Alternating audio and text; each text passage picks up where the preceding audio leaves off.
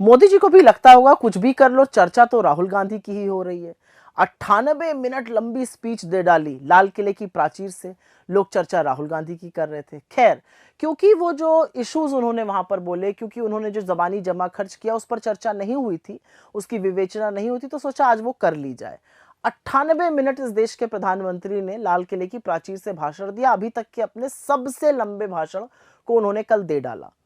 भाषण बेहद उबाऊ था, वही बातें बार बार बार 10 सालों से रिपीट कर रहे हैं, लोग बोर हो चुके हैं। उनके खुद के मंत्री अपने फोन पर शायद रीलें देख रहे थे, वो सब अलग बातें हैं। लेकिन मोदी जी ने 3-4 बातें कुछ ऐसी कही जिस पर जरूर चर्चा होनी चाहिए। उसमें से प्रथम बात है महिला सुरक्षा पर। वो बोले आपको है नैतिक अधिकार महिला सुरक्षा पर बोलने का। हाथरस से लेके उन्नाव, उन्नाव से लेके लखीमपुर, लखीमपुर से लेके शाहजहांपुर, उत्तराखंड, हमारे देश की होनहार बेटियों के पक्ष में आप एक बार नहीं बोले। आप संरक्षण हमेशा अपराधी और आरोपी को देते रहे। आज आप महिला सुरक्षा की बात कर रहे हैं। इसी लाल किले की प्राचीर से जब आप एक बार बोले थे तो कुछ ही घंटों बाद हमारे देश की बेटी बिल्किस के जो अपराधी थे वो रिहा कर दिए गए थे। तो महिला सुरक्षा पर प्लीज मत बोलिए मोदी जी, बड़ी बेहयाई हो जाती है। फिर उसके बाद आपने आतंकवाद पर बोला।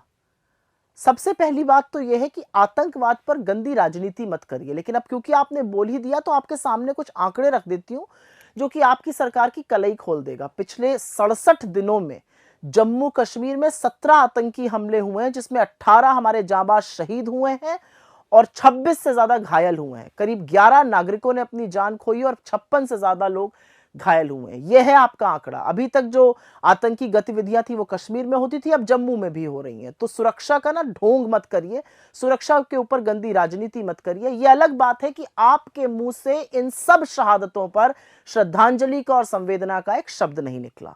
फिर आपने भ्रष्टाचार की बात करी कि मैं भ्रष्टाचार के पीछे पड़ा हूं। अडानी के पीछे कब पड़िएगा? परत दर परत अडानी की जब खुलती है तो आपका संरक्षण और नित्य नए भ्रष्टाचार के जो कांड है वो सामने आते हैं। अरे जो मुंसिफ था सेबी जो जांच कर रहा था, अब आरोप है कि वो भी अडानी से मिला हुआ था।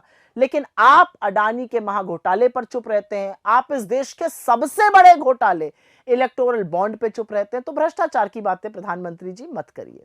फिर आपने परिवारवाद की बात करी। ये अलग बात है कि बीजेपी में परिवारवाद के लोग भरे पड़े हैं। ये अलग बात है कि बीजेपी जब किसी के साथ सरकार बनानी होती है तो सब परिवारों से मिलने को तैयार है। ये अलग बात है कि जब आप हमारे यहां से भी लोगों को ले गए तो उनको ले गए जिनको आप परिवारवादी कहते थे। तो ये वाला झुंझुना भी ना पाखंड जैसा लगता है। उसके बाद बात आपने की और आपने कहा कि हम ग्लोबल मीडिया बनाना चाहिए। आपने तो मीडिया को पिंजरे में कैद कर दिया था सदन में, संसद में। वो तो भला हो राहुल गांधी जी का जिन्होंने मीडिया को पिंजरे से छुड़ाया। आपने तो पिछले 10.5 सालों में एक भी प्रेस कॉन्फ्रेंस नहीं करी। कौन सा ग्लोबल मीडिया बनाने जा रहे हैं? अरे ग्लोबल मीडिया की विश्वसनीयता होती है। ग्लोबल मीडिया गोदी गिद्ध नहीं होते, आपने गोदी गिद्ध बना दिए हैं। ग्लोबल मीडिया की विश्वसनीयता होती है, वो चीजों की परख करता है, समझता है, रिसर्च करता है और फिर बातें करता है। आपके चरण चुंबक तो रोज सुबह शाम आपका चरण वंदन करते हैं और उसी को आप मीडिया बुलाते हैं। फिर आपने बात करी और आपने कहा कि कुछ निराशावादी लोग हैं। मोदी जी, 45 साल की सबसे ज्यादा बेरोजगारी है इस देश में, कमर तोड़ महंगाई है, लोगों की आय घट रही है। आरबीआई का सर्वे कहता है 73% लोगों की आय घटी है और महंगाई से वो जूझ रहे हैं। इस देश की आधी सबसे गरीब आबादी जीएसटी का 64% टैक्स आपको दे रही है। टैक्स की कहर कर दी आपने। मिडिल क्लास को आपने ऐसा ठगा कि वो परेशान है। आर्थिक असमानता ने हर बांध तोड़ दिया है। और असलियत यह है कि नियम कानून बनाने की जगह आप तुगलकी फरमानों से सरकार चला रहे हैं। तो ऐसे में कौन आपकी तारीफ करेगा? खैर, मैं तो सिर्फ इतना कहूंगी कि लाल किले की प्राचीर से सच बोला जाता है। लाल किले की प्राचीर पर भी जाकर अगर वही जबानी जमा खर्च करना है तो कट कॉपी पेस्ट स्पीच तो आपकी सालों से चल ही रही है।